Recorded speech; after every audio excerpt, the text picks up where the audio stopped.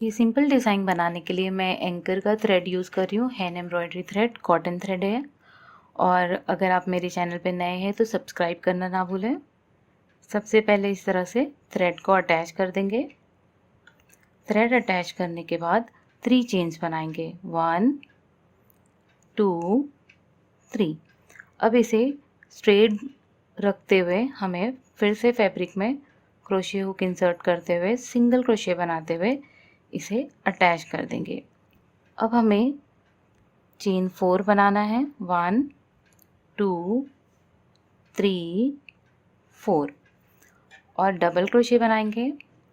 ये जो चेन 3 का गैप जो हमें दिखाई दे रहा है, ये सिंगल क्रोशे जो है यहाँ पर इसके अंदर हुक इंसर्ट करते हुए डबल क्रोशे बनाएंगे।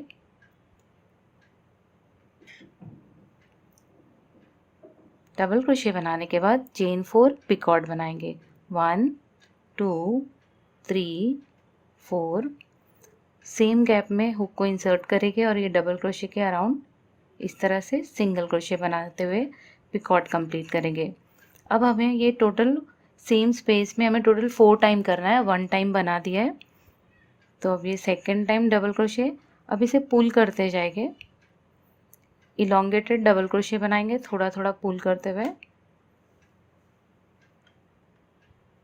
फिर से चेन 4। अब ये जो डबल क्रोशे बना है ये गैप में जाएंगे और यहाँ पर सिंगल क्रोशे बनाते हुए पिकॉट।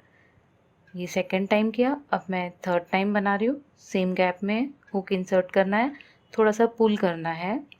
ग्रेजुअली ये डबल क्रोशे थोड़े से बड़े होते जाएंगे पुल करने की वजह से। ये देखें, इस तरह से सेम गैप में गई, इस तरह से थ्रेड को पुल करते हुए ऊपर आएंगे, double crochet, chain 4 picot, chain 4 बना के गैप में सिंगल क्रोशे। तो ये 3 टाइम हो गए हैं। अब 4th टाइम सेम गैप में पुल करते हुए इसे ऊपर लाएंगे,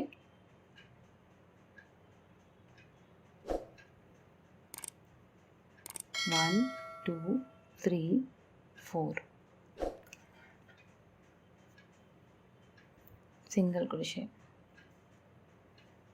अब इसे हमें इस तरह से रखना है, ये फैन की तरह दिखाई दे रहा है।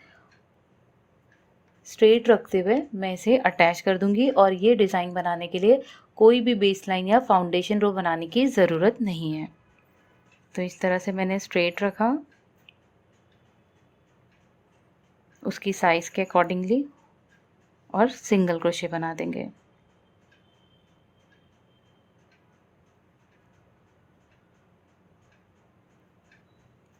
अब सेम रिपीट करते जाना है आपको, यहाँ से स्टार्टिंग पॉइंट से जिस तरह से चेन 3 बनाया था और ये सारे स्टिचेस बनाए थे तो सेम बनाएंगे चेन 3 गैप में, 1 2 3 और यहाँ पर सिंगल क्रोशे।